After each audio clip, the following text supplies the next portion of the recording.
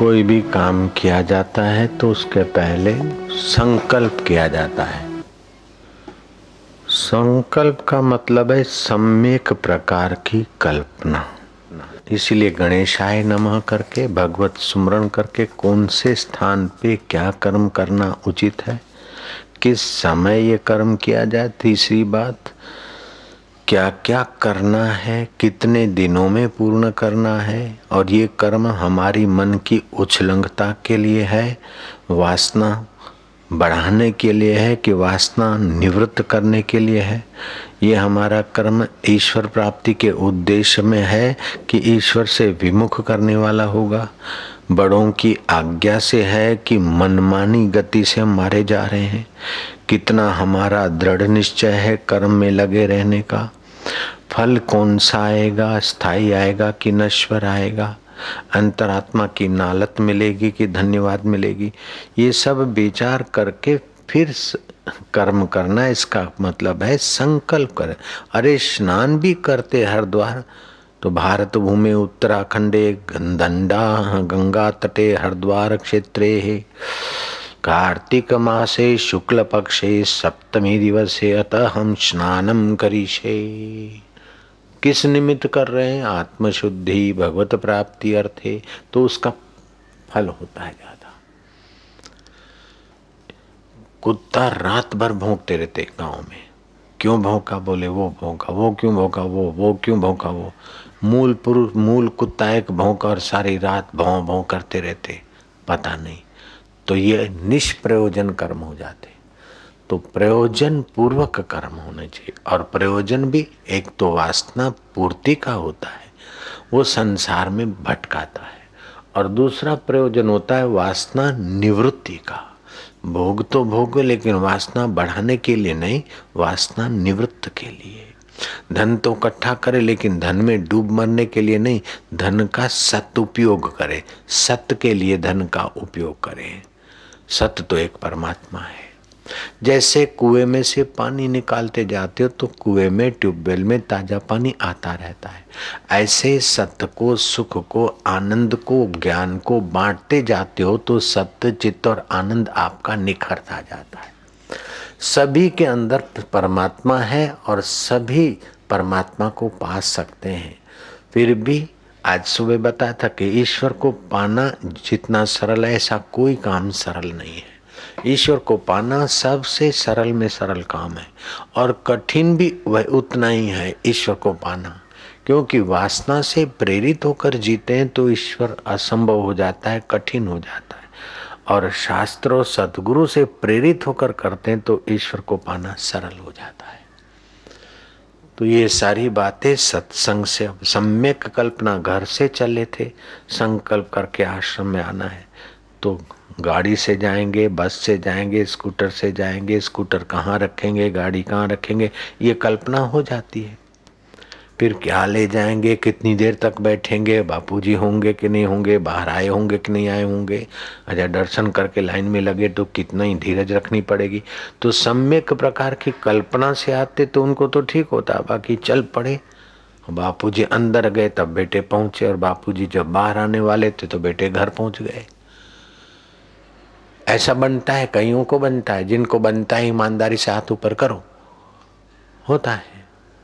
तो जो काम करो सम्यक प्रकार की कल्पना संकल्प करके करो, और उस संकल्प में भगवत सुमरण शास्त्र की आज्ञा और श्रेष्ठ जनों का मंगल आशीर्वाद मिले, इस भाव से करना चाहिए।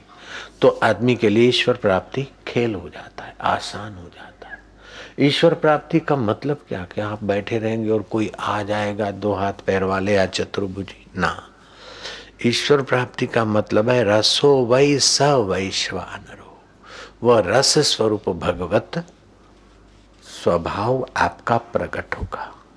जैसे सत्ता है, ज्ञान है, ऐसा उस परमात्मा में रस भी है। परमात्मा सत्ता है, उससे तो परमात्मा ज्ञान है, उससे तो आपकी इंद्रियां, मन, बुद्धि सब देखते करते हैं। तो परमात्मा का अस्तित्व है, चेतनत्व है, अस्तित्व का नाम है सत्य। और उसकी चेतना है तो सत्य, चित्त और आनंद। तो निकम्मा आदमी तो जड़ता को प्राप्त होता है, आलसी होता है। जो कर्म करता है उसकी बुद्धि का भी विकास होता है, रस का भी विकास होता है।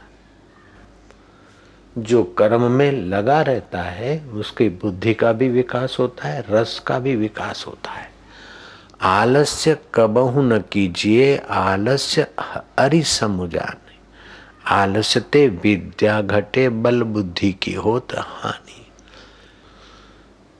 तो इस आलस्य से तो कुछ न कुछ करना अच्छा है, और कुछ न कुछ करने की अपेक्षा सात्विक कर्म करने की रुचि का अंत करके जिससे किया जाता है उस नैष्कर्म्य सिद्धि का रस उभारने की कला आ जाए।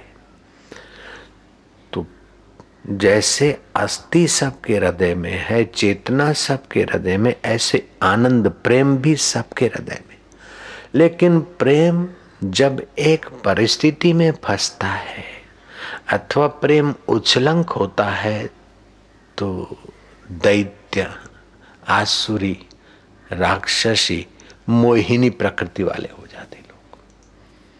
जैसे रावण का प्रेम सत्ता में गंदा हो गया तो रावण राक्षस कहलाया।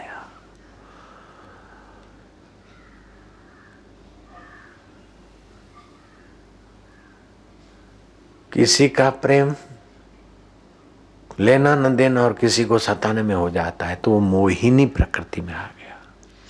तो तुम्हारा प्रेम किसी खड्डे में, किसी नाली में, किसी गंदगी में तुम्हारी जीवन की धारा न गिरे, इसका नाम है धर्म। धर्म आपकी वृत्ति को, आपकी वासना को, आपकी योग्यताओं को ऊंचे सुख के तरफ ले जाता है।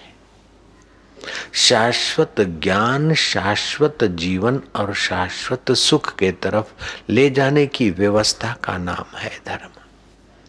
यतो धर्म ततो अभ्युदय। जहां धर्म है वहां अभ्युदय है। अग्नि का धर्म है उष्णता। अगर उष्णता चली जाए तो अग्नि किस बात की। पानी का धर्म है शीतलता, शीतलता चली गई तो अब गर्म शब्द रख के फिर बोलोगे गर्म पानी है। फिर उसको छोड़ दो तो पानी अपने धर्म में आ जाएगा। बर्फ बना दिया फिर छोड़ दो तो अपने धर्म में आ जाएगा। उबाल दिया और छोड़ दो तो अपने धर्म में आ जाएगा, शीतलता में, समता। तो भगवान कहते थोड़ा सा भी जो धर्म का पालन करता है उसका फिर अमंगल नहीं होता, विनाश नहीं होता। स्वल्पम अपि धर्म त्रायते मातु, बहुत भारी रक्षा करता है। तो धर्म का पालन, बोले महाराज मैं अपना धर्म का पालन करता हूं, नौकरी पे जाता हूं, मैं अपना धर्म का पालन करता हूं, फलाना करता हूं। श्री कृष्ण जिस धर्म की बात करते हैं वो तुम्हारा वासना पूर्ति के नाम को धर्म नहीं कह रहे, तुम्हारे रस स्वरूप में विश्रांति को धर्म कह रहे हैं। श्री कृष्ण कहते हैं नेहा भी क्रमनाशोस्ति प्रत्यवायो न विद्यते स्वल्पमस्य धर्मस्य त्रायते महतो भयात्। भगवत गीता 2 अध्याय 40वां श्लोक। मनुष्य लोक में इस समबुद्धि रूप धर्म के आरंभ का नाश नहीं होता।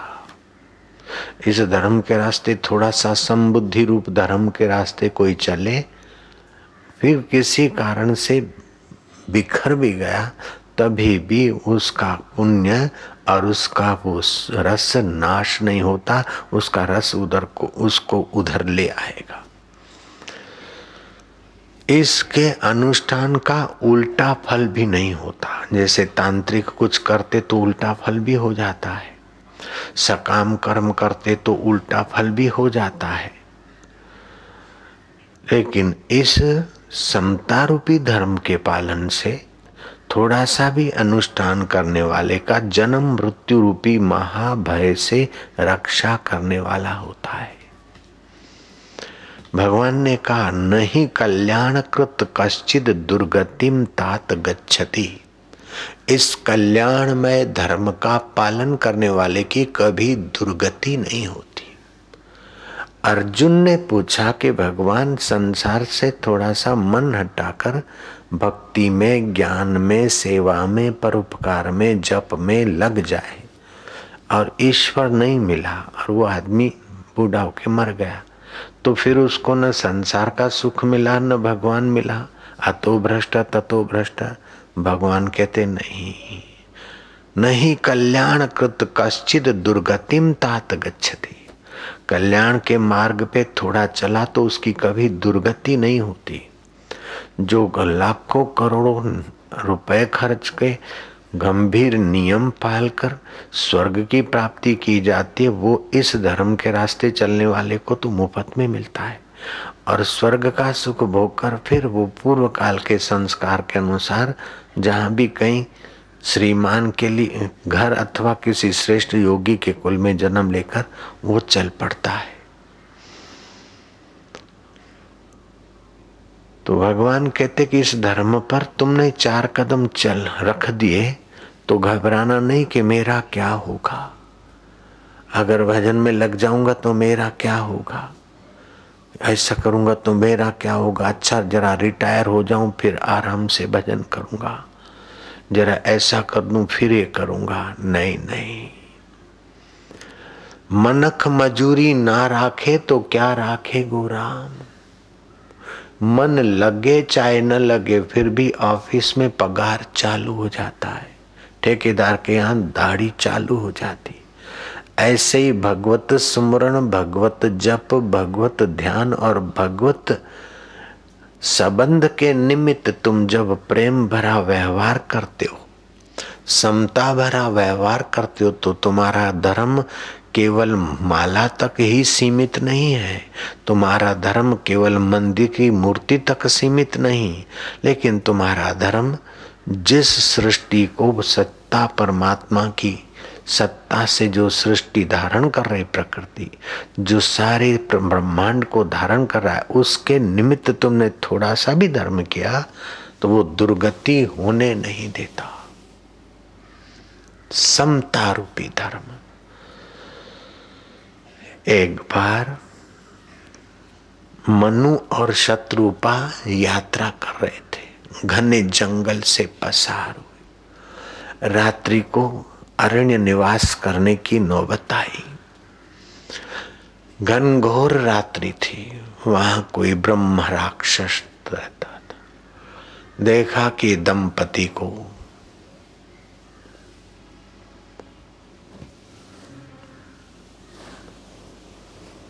अपना शिकार बनाऊं। मनु महाराज ने देखा कि अब यहां कोई रक्षक नहीं,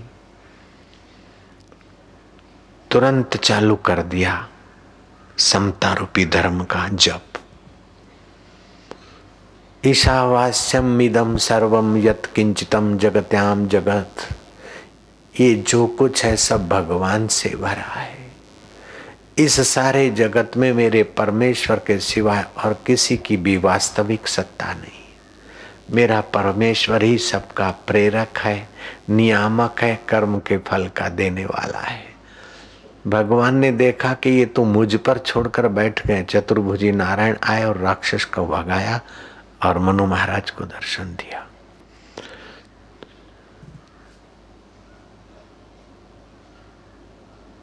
प्रीति एक जगह जब होती है तो गंदी हो जाती है। मुझे ये वस्तु मिली और पड़ी रहे तो हो गई आसक्ति गंदी। मुझे ये व्यक्ति मिला और बना रहे तो प्रीति हो गई एक खड्डे में। मुझे ये पद मिला, प्रतिष्ठा मिली, बनी रहे तो पड़ गई इस एक गहरे कूप में। लेकिन मुझे जो मिला है वो देने वाले का है, और देने वाले का जो है ऐसी उदारता से देता है कि लेने वाला समझता ही नहीं कि देने वाले की चीज देने वाले की चीज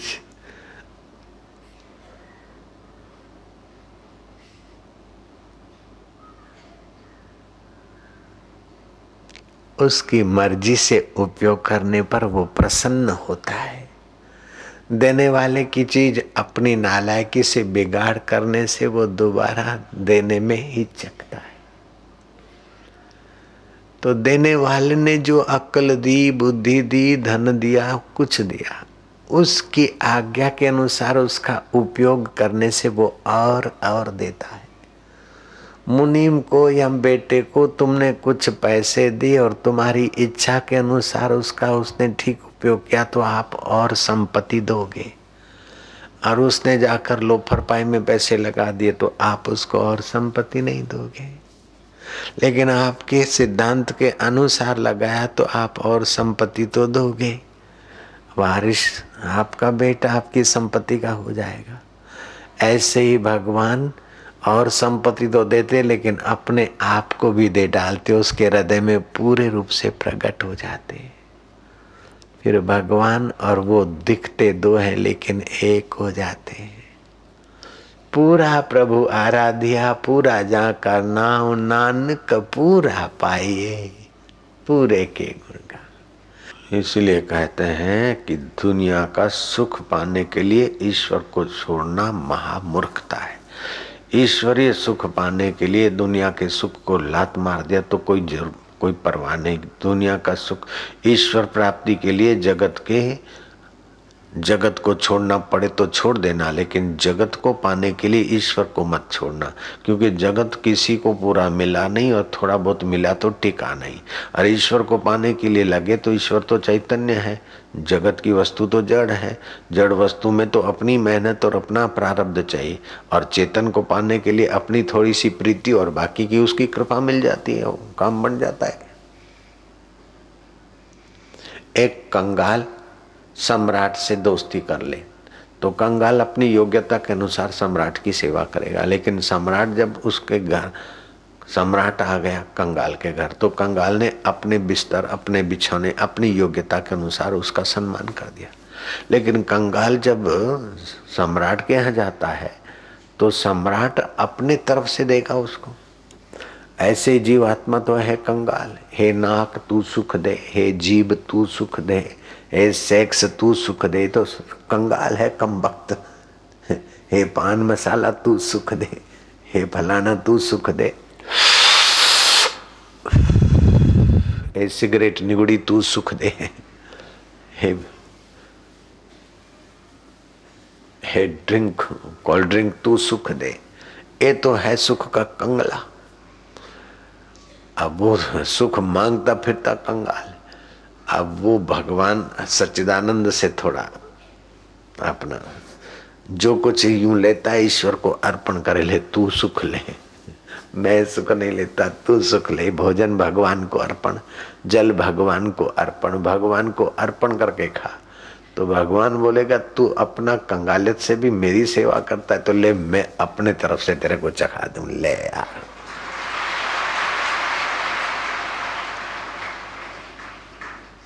इसीलिए भोजन करना पेट भरने का,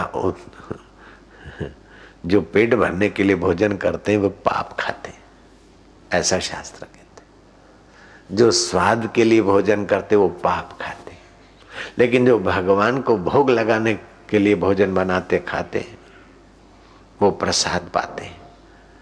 मतलब क्या हुआ कि स्वाद के लिए आप खाते पाप खाते, क्योंकि वासना बढ़ेगी। पेट भरने के लिए खाते तभी भी वासना, पेट भरने की वासना है, लेकिन भगवान का उद्देश्य बना दिया। फिर जब बनाते हैं तो तुम्हारी वासना नियंत्रित होती है, तो वो प्रसाद बन गया, भगवत प्राप्ति का उद्देश्य बनाएगा, परमाणु दिव्य बनाएगा, भाव दिव्य बनाएगा। इसीलिए घर में भोजन बनाओ ही मत, जब भी बनाओ तो भगवान के लिए प्रसाद बना दो, तो आपका चिंतन दृष्टि वासना नहीं उद्देश्य की हो जाएगी। तो बनाने से तुम्हारा भाव तो शुद्ध होगा, लेकिन उस भोजन में परमाणु भी अच्छे पड़ेंगे। भगवान को, ठाकुर जी को, गुरु जी को भोग लगाने के लिए बनाना। श्याम सुंदर तेनु भोग लगावा, तेरा दिया मैं तेनु ही द्यावा। श्याम हरि तेनु भोग लगाया। हम बच्चे थे न तो हम अपनी जो पूजा का जगह था तो जो भी हमारी थाली होती हम भगवान के आगे रखते, फिर भोग लगाते। बाद में तो जहाँ सिद्धपुर गए न तो घर में फोटो थे, सब लोग अब देखे क्या भगतड़ा भगतड़ा कहे से, तो चलो अब मानसिक पूजा कर लेते। एक एक भगवान के नाम का एक एक कोर हम खा लेते थे। ये कृष्ण जी को लो, ठाकुर जी खाओ। फिर शिव जी की मूर्ति थी बड़ी, फिर झूलेलाल थे, फिर माता जी थी, फिर और थे, ऐसी कथा थी। एक एक कोर सब के नाम का उनको दे देते। फिर एक दो कोर बचते थे, मैं अब मैं खा लेता हूँ। बड़ा मस्ती से रहते थे। उन्हीं दिनों में एक माई आई, बोली हे भगवान सुधाई, दो पुत्र हैं जेल में, बोले आंसू सुख पाएंगे निर्दोष। चलो सच्चिदानंद का उद्देश्य बना, जो बोला वो लकीर कर दिया उसने। उस समय तो बाबा जी नहीं थे, एक साधारण लड़का थे, लेकिन माई देखती थी कि भगत है और मेरे बेटे दोनों जेल में गए, आप बताओ क्या होगा। मैं तो दुखी हूं। नहीं, कोई बात नहीं, आ जाएंगे, चिंता नहीं करो, भगवान दया करेंगे। और उनके बेटे निर्दोष छूट के आई और माई मेरे पास आई कि अरे वही लड़का तूने जो बोला ऐसा हो गया है। मैं क्या किसी को बताना मत। करने कराने वाला वही है। तो मेरा नाम लेके मेरे पीछे लोग लग जाए तो भक्ति रोज, फिर भक्ति कहाँ होगी। फिर तो उसी समय वाहवाही में फंस जाते हैं। चुप चुप, वही करता कराता है। देने वाला दे रहा दिन और रैन, लोक मुझे दानी कहे उसलिए नीचे नैन। करने वाला कर रहा है, सच्चिदानंद परमेश्वर सभी कहे। अभी तुम इतने सारे इधर आए या सुन रहे हो तो ये उसी की लीला है। नारायण नारायण नारायण। नारायण का मतलब क्या बाबा जी? नर नारी का अंतर आत्मा रूपी अयन जो परमात्मा है उसी का नाम नारायण है।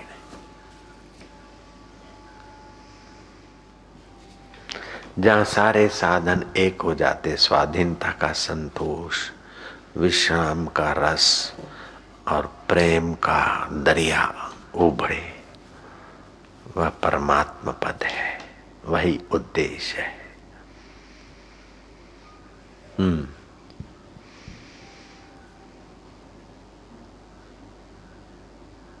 जो भोग बुद्धि से संग्रह नहीं करता वह इच्छा रहित उद्देश्य प्राप्ति में सफल हो जाता है। जो अपने मन को वश में रखने के लिए ध्यान अभ्यास करता है वह उद्देश्य पूर्ति है। योगी युंजित सततम आत्मानम रहसी स्थिता है, एकाकी यत जित्तात्मा निराशीर परिग्रह। भोग बुद्धि से संग्रह नहीं करता, कर्तव्य बुद्धि से करता है, इच्छा रहित हो, अंतःकरण तथा शरीर को धर्म के अनुकूल संयत रखता है। ऐसा योगी अकेले एकांत में स्थित होकर मुझ में निरंतर लगाए मन को मुझे पा लेता है। वशिष्ठ जी बोले, हे राम जी, मैं ऊंची भुजा करके पुकारता हूँ, मेरा कहा मूर्ख नहीं मानते कि वासना से रहित होना ही परम कल्याण है। वशिष्ठ बोलते मैं चिल्ला चिल्ला के थक गया, लोग कथा सुन सुन के चले जाते, मेरी बात मानते नहीं, वासना पूर्ति के पीछे लग जाते हैं और उससे कोई अंत नहीं होगा। जन्म का अंत हो जाएगा, शरीर का अंत हो जाएगा, दुखों का अंत नहीं होगा। दुखों का अंत करने का उपाय सीधा बताते, लोग मानते नहीं, समझते थोड़ी देर ताली बजा के चले जाते। अहो रूपम अहो ध्वनि, क्या आवाज है, क्या कथा है, हमने क्या तुम्हारी तालियां हैं, वाह भाई वाह। हाँ जी। हे राम जी, चंद्रमा उदय हो और अग्नि का समूह हो या 12 सूर्य इकट्ठे होकर उदय हो तो भी हृदय का तम किंचित मात्र भी दूर नहीं होता। 1000 सूरज और 1000 चंदा चढ़े फिर भी हृदय का अज्ञान नहीं मिटता, अंधकार नहीं मिटता। सत्संग से ही अंधकार मिटता है, नासमझी मिटती है। और सारे तीर्थों का उसने स्नान कर लिया, सारे यज्ञ कर लिए, सारे दान दे डाले। जिसने एक क्षण भी आत्म परमात्मा तत्व की कथा सुनकर मन को उस उद्देश्य स्वरूप आत्मा में शांत किया, इतना भारी पुण्य है। आज की कथा का पुण्य कोई कम नहीं, बड़ा भारी लाभ है। अनंत फल, जिस फल का अंत न हो, वो अनंत फल। सतगुरु मिले अनंत फल। हे राम जी, जब स्वरूप को जानकर आत्मा में स्थित हो तभी हृदय का तम नष्ट हो जाएगा। हृदय का अंधकार मिट जाएगा, अपने सच्चिदानंद स्वभाव को ज्यों का त्यों जान लेगा। फिर खाएगा, पिएगा, लेगा, देगा, व्यवहार तो वैसे ही करेगा, लेकिन अंदर से सब बदल जाएगा। समझ बदल गई, बस। नजरें बदली तो निजारे बदले, किश्ती ने बदले रुख तो किनारे बदले। हे राम जी, यदि जो तुम सहस्र वर्ष दारुण तप करो अथवा लीलावत कोई आपको शिलासम चूर्ण करे, समुद्र में प्रवेश करे या बड़वाग्नि में प्रवेश करे, गड्ढे में गिरे या खड़ग धारा के सम्मुख युद्ध करे, अथवा सदाशिव ब्रह्मा विष्णु या बृहस्पति दया कर कर तुम्हें उपदेश दे और पाताल पृथ्वी स्वर्ग इत्यादि और स्थानों में भी जावे, तो भी वासना का उपशम करने जैसा उपाय कल्याण के निमित्त और कोई नहीं है। ब्रह्मा विष्णु और महेश प्रसन्न होकर तुमको उपदेश दें और दर्शन दें, अथवा तो तुम तलवार लेकर सारी पृथ्वी के शत्रुओं को मार डालो और सारी धरती के राजा बन जाओ, अथवा तो ऐसी सिद्धि मिल जाए कि जलाशयों में घुसकर सारे जलचरों थलचरों को जान लो, फिर भी उतना सुख नहीं मिलेगा जितना वासना निवृत्ति से और उद्देश्य प्राप्ति से सुख मिलेगा। मैं कैसी चीज लाया तुम्हारे लिए? ब्रह्मा विष्णु महेश और बृहस्पति दया करके दर्शन दे और उपदेश दे, फिर भी वासना निवृत्ति के सुख के आगे वो सब नन्ना है। जो वासना निवृत्ति से जो सुख और समझ मिलती है गजब की, मैं वो सुख और वो समझ लेके आया तुम्हारे पास। एक मुखिया का लड़का था, बाल विवाह का जमाना था, तो मुखिया ने अपनी गोद में लेके बेटे की शादी कराना था। तो नन्हा सा तो छोरा था और नन्ही सी बहू। फेरे फिरने के लिए ब्राह्मण ने कहा कि अच्छा मुखिया, तो लड़के को गोद से खड़ा करा, बेटे फेरे फिर। और लड़का तो भागा, अरे कहाँ जाता है, कहाँ जाता है, फेरे फिर। बोले पापा फेरे तुम ही फिर लेना, मैं बंदरिया देखने जाता हूँ। अरे छोरा तेरा विवाह हो रहा है और तेरे देखो पल्ला बल्ली बांध रहे हैं, और बोले पिताजी तुसी बांध लो। अरे फेरे फिरने तो शादी हो रही तेरी। बोले मैं तो बंदरिया देखने जा रहा हूँ, देखो मदारिया डुग डुग कर रहा, मैं बंदरिया देख के आता हूँ, तुम कर लेना बाकी का। अब बताओ, छोरे को पता ही नहीं कि शादी हो रही। ऐसे ही इन छोरों को भी पता नहीं कि शादी हो रही।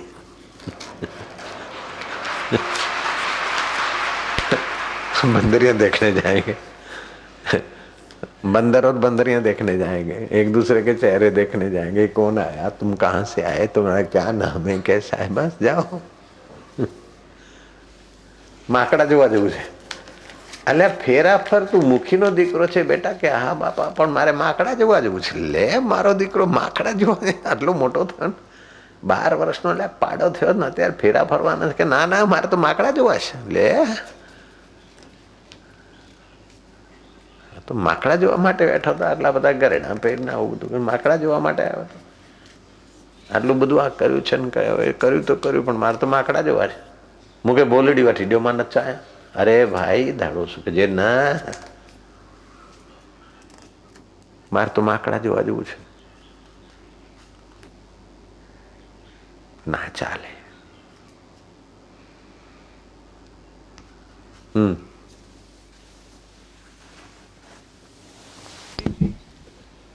हे राम जी, जैसे केसरी सिंह पिंजड़े को तोड़कर निकल जाता है, तैसे ही ज्ञानवान पुरुष भोग वासनाओं के बंधन को तोड़ डालता है। जैसे रंक को त्रिलोकी का राज्य मिलने से वह आनंद को प्राप्त हो, तैसे ही ज्ञानवान को आत्मा के साक्षात्कार होने से परमानंद प्राप्त होता है और वह परम निर्मल लक्ष्मी से शोभायमान होता है।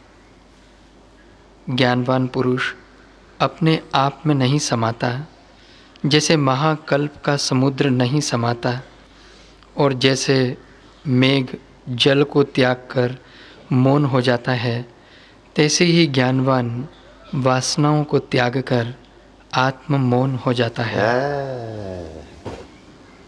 सदा समाधि संत की आठों पहर आनंद, अकल मता कोई उपजा किने इंद्र को रंग। इंद्र का वैभव भी कंगला है, ऐसे वैभव को पा लेता है उद्देश्य की पूर्ति वाला। आजकल वासना की पूर्ति को उद्देश्य बना रहे हैं। नहीं, उद्देश्य में और वासना में फर्क समझो। सच्चिदानंद को पाना उद्देश्य है और नश्वर को पाना वासना है। जो पाकर नष्ट हो जाए वो है वासना, और जो जानकर सदा सुखी हो जाए वो है उद्देश्य। जो सदा रहने वाले सुख को पाए वो है धर्म, और जो नश्वर को पाए वो है वासना। बस।